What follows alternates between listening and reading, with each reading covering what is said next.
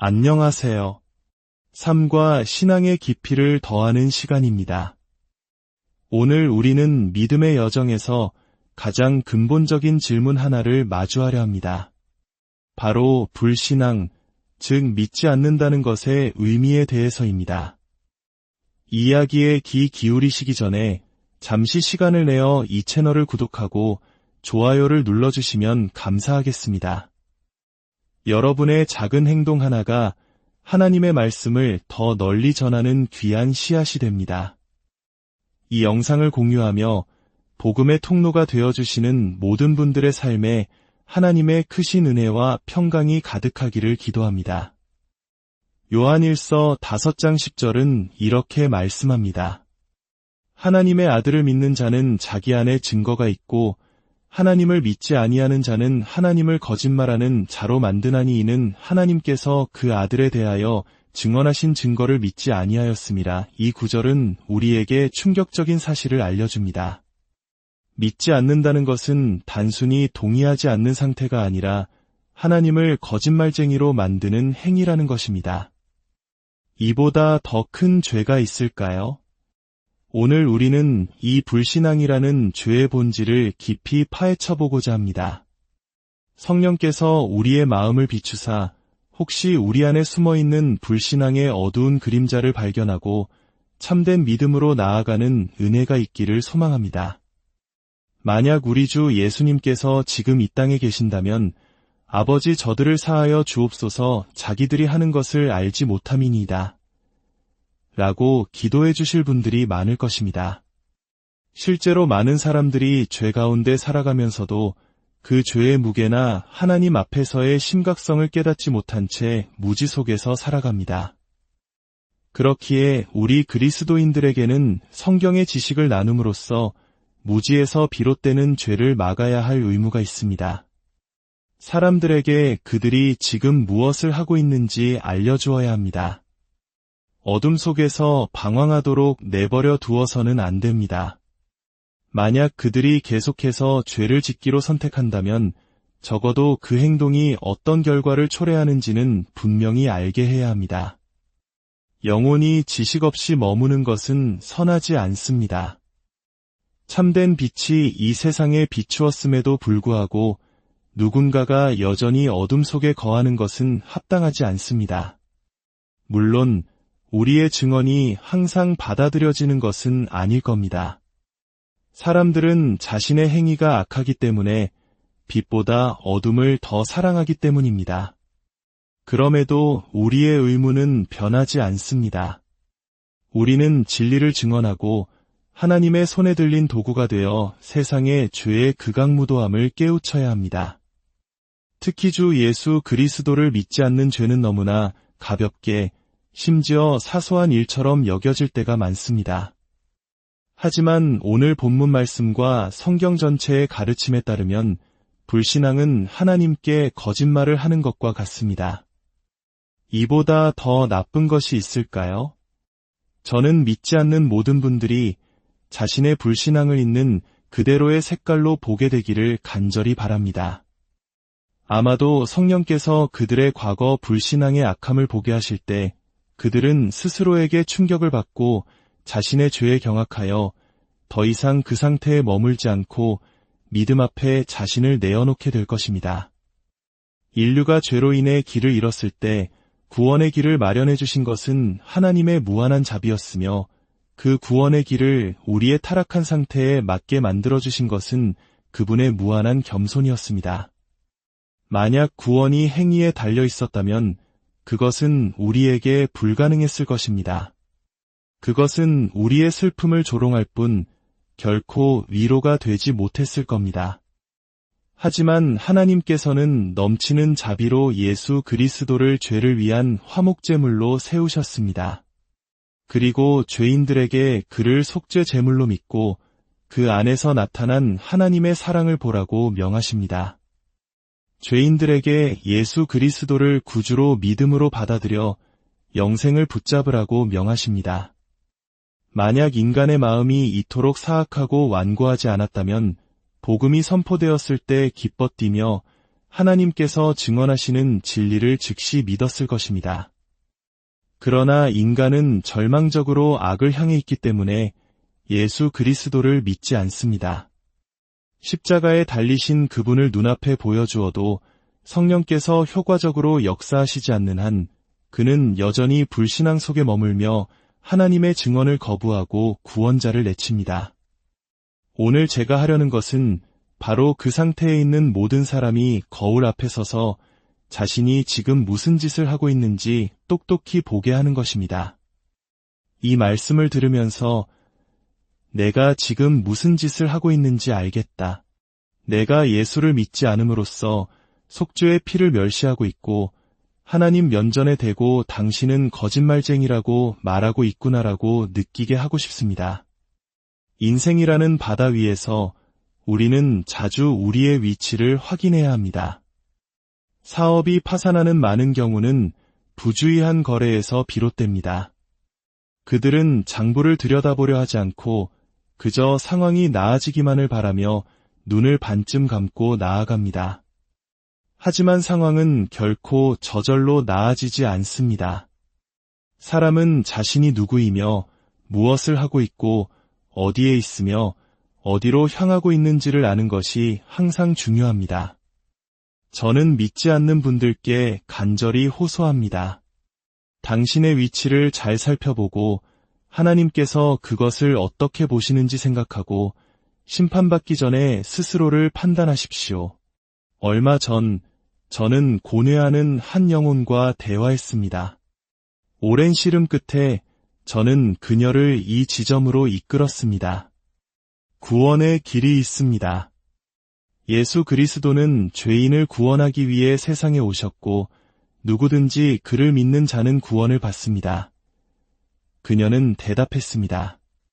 저는 그를 믿을 수가 없어요. 그때 저는 핵심을 찔렀습니다. 그렇다면 당신은 전능하신 하나님 앞에 서서 당신은 하나님을 믿을 수 없다고 선언하시겠습니까? 그 말은 곧 하나님이 거짓말쟁이라고 말하는 것과 같습니다. 자, 일어나서 당신 마음속에 있는 말을 제게 해보세요. 그녀는 진지하게 대답했습니다. 저는 절대로 그런 말을 할 수 없어요. 저의 대답은 이랬습니다. 하지만 당신은 방금 그렇게 말했습니다. 그리고 당신의 불신앙으로 인해 수년 동안 그렇게 말해왔고 당신이 불신앙에 머무는 모든 순간 그렇게 말하고 있는 겁니다. 그녀는 떠나면서 제게 말했습니다. 저를 위로하려 하지 않으셔서 감사합니다. 저는 진솔한 대면을 원했고 그렇게 해주신 하나님께 감사합니다. 오늘 저는 예수님을 믿지 않는 영혼들을 향한 사랑의 마음으로 그들에게 어떤 위로도 주지 않고 진솔하게 다가가고자 합니다. 믿지 않는 자들에게는 위로가 없기 때문입니다. 대신 그들의 죄가 무엇인지 보게 하여 그들이 부끄러워하고 당황하며 그들의 사악한 불신앙을 회개하게 하려 합니다. 성령께서 그들로 하여금 하나님을 믿지 않는 자는 하나님을 거짓말쟁이로 만드는 것임을 깨닫게 하시기를 바랍니다. 먼저 죄인이 믿을 수 없다고 말하는 그 무능력을 해부해 보겠습니다. 그는 믿을 수 없다고 변명하며 양심을 잠재웁니다. 양심의 가책을 느낄 때면 나는 예수 그리스도를 믿을 수 없어라고 선언하고는 다시 죽음의 잠에 빠져듭니다. 심지어 자신의 변명을 뒷받침하기 위해 성경을 인용하기도 합니다. 나를 보내신 아버지께서 이끌지 아니하시면 아무도 내게 올 수 없느니라. 이에 대해 우리는 주님의 말씀은 항상 우리에게 매우 중요하며 우리는 그 말씀 중 어느 하나도 예곡하지 않을 것이라고 답합니다. 하지만 주님께서는 다른 곳에서 친히 그 말씀을 설명하셨습니다. 너희가 영생을 얻기 위하여 내게 오기를 원하지 아니하는도다. 그렇습니다. 죄인의 무능력은 그의 의지에 있습니다. 그가 원하지 않기 때문에 할 수 없는 것입니다. 모든 죄인은 이 사실을 분명히 알아야 하며 그의 양심이 이 진술의 진실성을 확인하게 해야 합니다. 믿지 않는 자여, 들으십시오. 당신은 나는 믿을 수 없어 라고 말해왔습니다. 하지만 나는 믿고 싶지 않아 라고 말했다면 더 정직했을 것입니다. 문제는 바로 거기에 있습니다. 당신의 불신앙은 당신의 불행이 아니라 당신의 잘못입니다. 그것은 질병이지만 동시에 범죄입니다. 그것은 당신에게 끔찍한 고통의 원천이지만 그것은 지극히 정당합니다. 왜냐하면 그것은 진리의 하나님에 대한 잔혹한 범죄이기 때문입니다. 당신이 믿을 수 없는 이유는 무엇일까요? 많은 경우 당신이 그 문제에 대해 전혀 생각하려 하지 않기 때문입니다. 많은 사람들이 자신의 영혼에 관심이 없거나 구원받는 것의 중요성을 보지 못하기 때문에 주 예수 그리스도를 믿지 않습니다. 당신은 당신의 사업, 쾌락 또는 죄의 마음을 쏟습니다.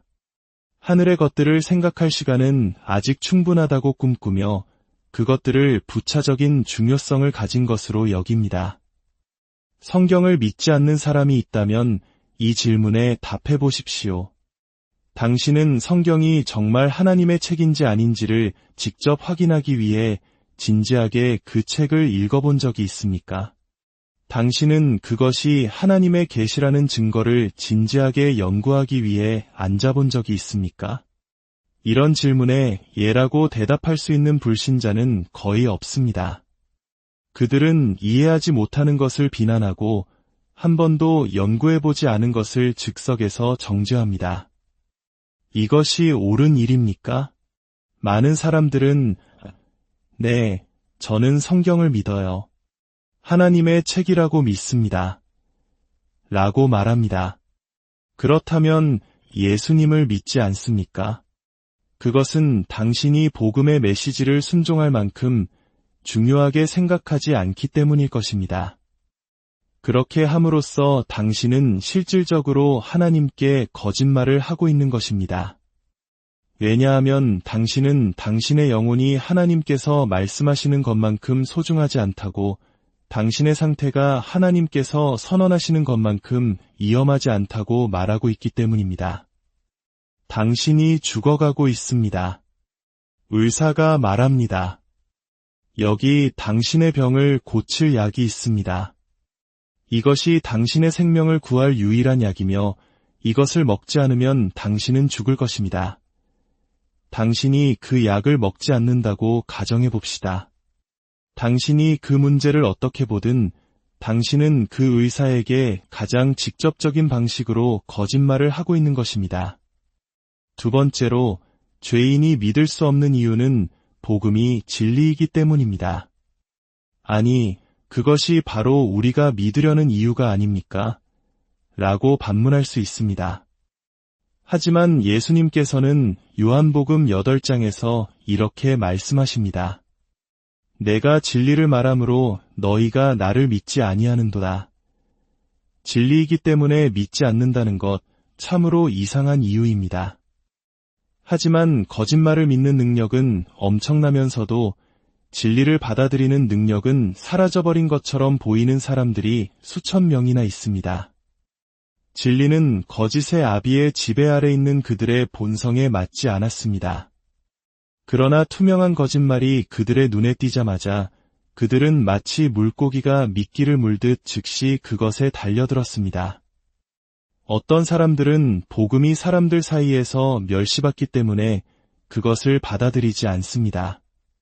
세상의 위대한 자들은 복음을 비웃고 대다수의 사람들은 그것을 조롱합니다. 그래서 겁쟁이들은 그것에 등을 돌립니다.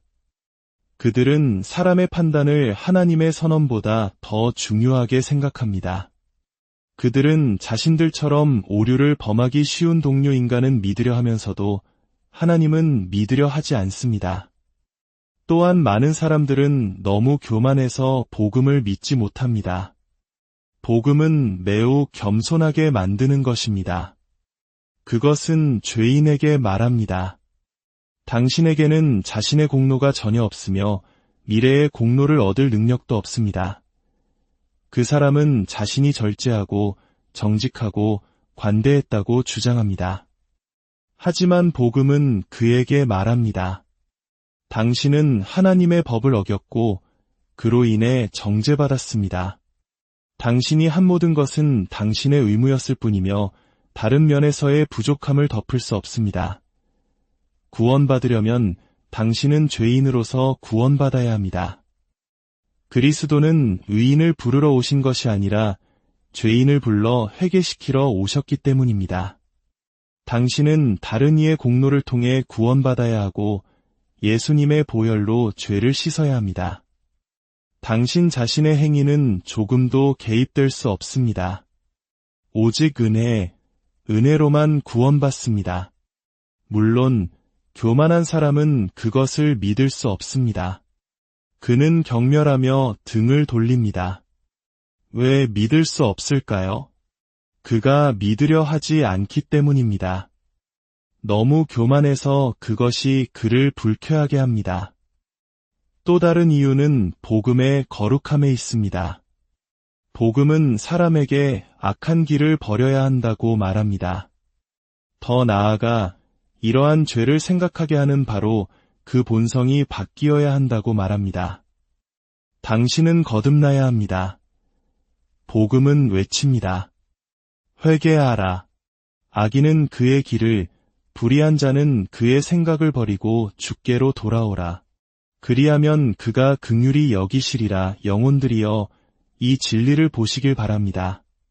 당신이 나는 믿을 수 없어 라고 말할 때 그것은 당신이 너무 부주의하거나 아니면 당신의 본성 자체가 너무 기만적이고 불순해서 진리를 받아들일 수 없기 때문입니다. 당신의 죄가 당신 불신앙의 기초에 있습니다. 그것이 잇은 쑥을 낳는 뿌리입니다. 이제 더 가까이 다가가 하나님을 거짓말쟁이로 만드는 불신앙이라는 죄의 본질을 설명해야겠습니다. 어떤 이들은 예수가 메시아, 약속된 구원자, 하나님의 아들이라는 것을 부인합니다. 하늘에서 하나님 자신이 선포하셨습니다. 이는 내 사랑하는 아들이요 내 기뻐하는 자라. 하나님께서는 여러 방식으로 그는 내 사랑하는 아들이다 라고 말씀하십니다. 만약 당신이 그가 아니라고 말한다면 당신은 하나님을 거짓말쟁이로 만드는 것입니다. 또 어떤 이들은 그의 신성을 부인합니다. 성경은 여러 번 예수 그리스도가 육신으로 나타나신 하나님이라고 말합니다. 말씀이 곧 하나님이시니라. 그를 통해 하늘과 땅에 있는 모든 것, 보이는 것과 보이지 않는 모든 것이 창조되었습니다.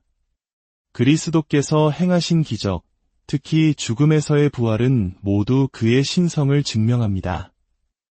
아버지는 그가 자신과 동등하며 동료임을 증언하십니다.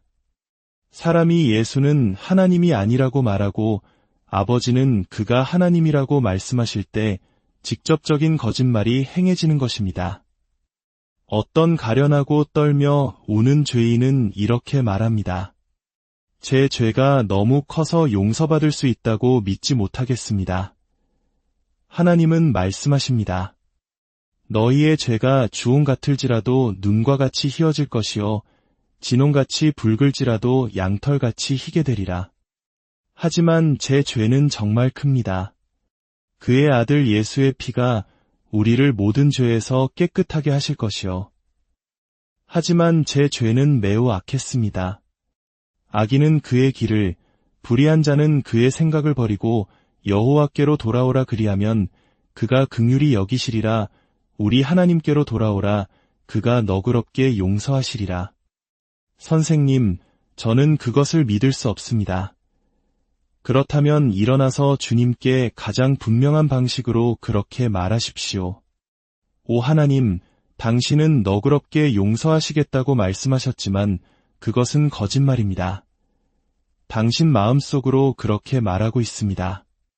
하나님은 나는 용서할 것이고 할 수 있다고 말씀하시는데 당신은 그가 할 수 없다고 말합니다. 그것이 주님을 거짓말로 고발하는 것이 아니고 무엇이겠습니까? 또 다른 사람은 말합니다. 하지만 제 마음이 너무 완고합니다. 하나님께서 저를 새 사람으로 만드시고 죄를 사랑하는 마음에서 건져주실 능력이 있다고 믿을 수 없습니다. 그러나 하나님께서는 말씀으로 선포하십니다. 또 새 영을 너희 속에 두고 새 마음을 너희에게 주되 너희 육신에서 굳은 마음을 제거하고 부드러운 마음을 줄 것이며 하나님은 그렇게 말씀하십니다. 그럴 수 없어요 라고 당신은 말합니다. 좋습니다. 그렇다면 당신은 하나님께 거짓말을 하는 것입니다. 하나님은 할 수 있다고 말씀하시고 당신은 할 수 없다고 말합니다. 이것이 당신의 입장입니다. 많은 사람들 속에는 하나님께서 구원하시려는 의지에 대한 의심이 존재합니다. 그들은 말합니다. 예수 그리스도의 피가 죄를 씻는다는 것은 믿지만 그가 과연 나를 용서하시려 할까요? 이제 여호와께서 하시는 말씀을 들어보십시오. 그분은 맹세로 말씀하십니다. 내가 나의 삶을 두고 맹세하노니 나는 악인이 죽는 것을 기뻐하지 아니하고 악인이 그의 길에서 돌이켜 떠나 사는 것을 기뻐하노라. 죄인이여, 만약 당신이 하나님은 뜻이 없으시고 그리스도도 뜻이 없으시다고 말하는데 주님께서는 뜻이 있다고 맹세하시고 그리스도께서는 그것을 증명하기 위해 죽으셨다면 당신의 불신앙은 무엇입니까? 당신은 의도적으로 하나님을 위증죄로 고발하고 있는 것입니다. 어떤 이는 탄식합니다. 제 의심의 근거는 더 깊습니다. 저는 하나님께서 용서하시고 거듭나게 하실 수 있다는 것을 듣고 믿지만 그것이 저를 위한 것인지는 알 수 없습니다. 그렇다면 하나님께서 하시는 말씀을 들어보십시오.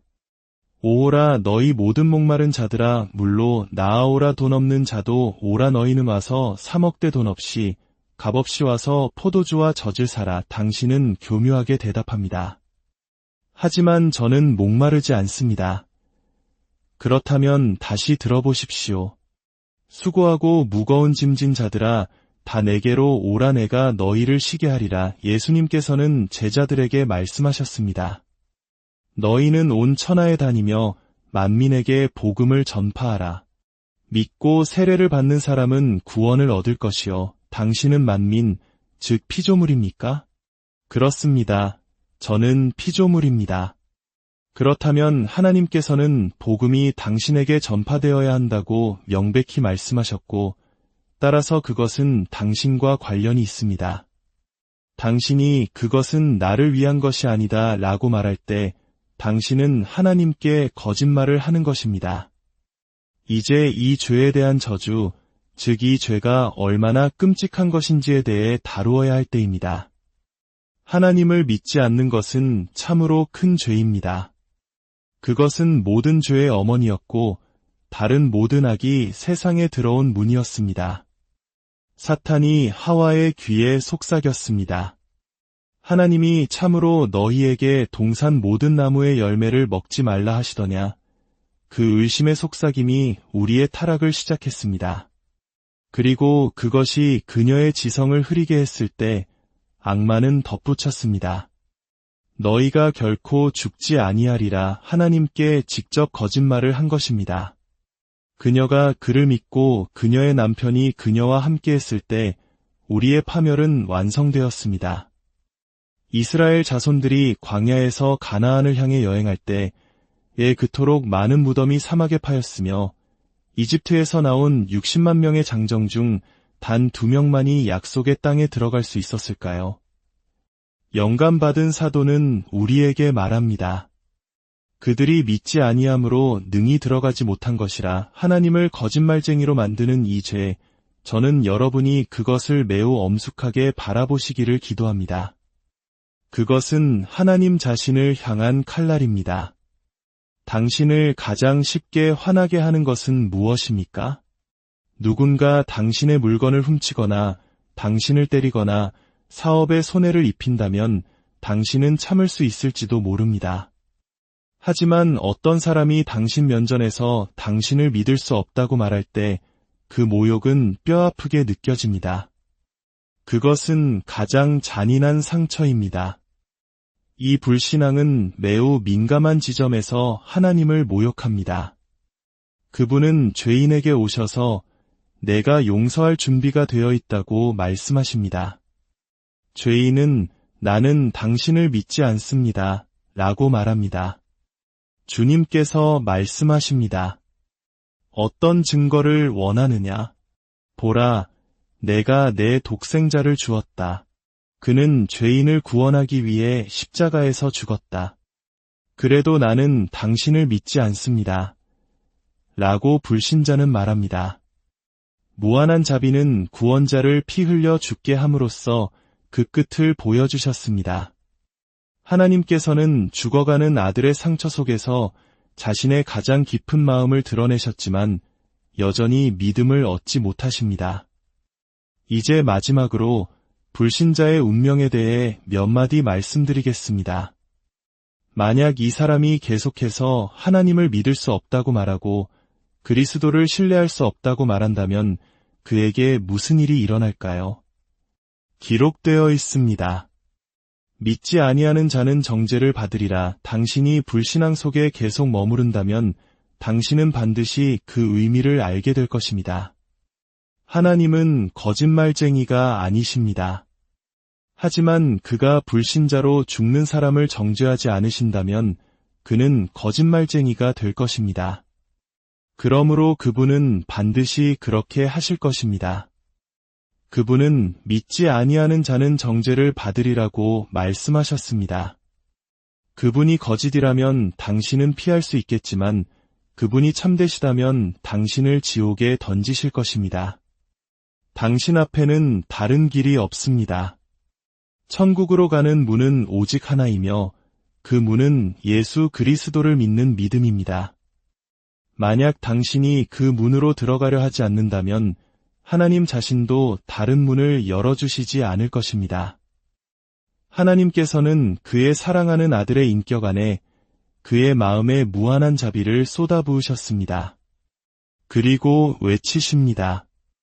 원하는 자는 값없이 생명수를 받으라. 그러나 만약 예수가 당신에 의해 거부되고 그에 대한 하나님의 증언이 거부된다면 다른 어떤 도움도 기대하지 마십시오. 마지막으로 드릴 말씀은 이것입니다. 불신자는 멸망할 뿐만 아니라 그의 불신앙 때문에 멸망할 것입니다. 주님께서 이렇게 말씀하십니다. 믿지 아니하는 자는 이미 심판을 받은 것이니 이는 하나님의 독생자의 이름을 믿지 아니하였음이라. 그에게는 수천 가지 다른 죄가 있지만 정의는 가장 극악한 범죄를 찾아 그의 정죄받은 머리 위에 비문으로 쓰고자 합니다. 그리고 이 괴물 같은 죄를 선택하여 이렇게 씁니다. 하나님의 아들의 이름을 믿지 아니하였으므로 정죄받았도다. 사랑하는 여러분, 이성의 목소리를 들어주십시오. 여러분 자신을 사랑하는 마음으로 천국과 지옥을 걸고 피 흘리시는 예수님의 상처와 하나님의 진리를 걸고 간청합니다. 예수님을 받아들이십시오. 성령께서 저의 간청과 함께 하시어 여러분의 영혼이 부드러워지고 돌같은 마음이 십자가 앞에서 녹아내려 오늘 예수 그리스도를 여러분의 모든 것으로 영접하게 되기를 기도합니다. 주님의 평안이 이 말씀을 듣는 모든 분들과 함께하기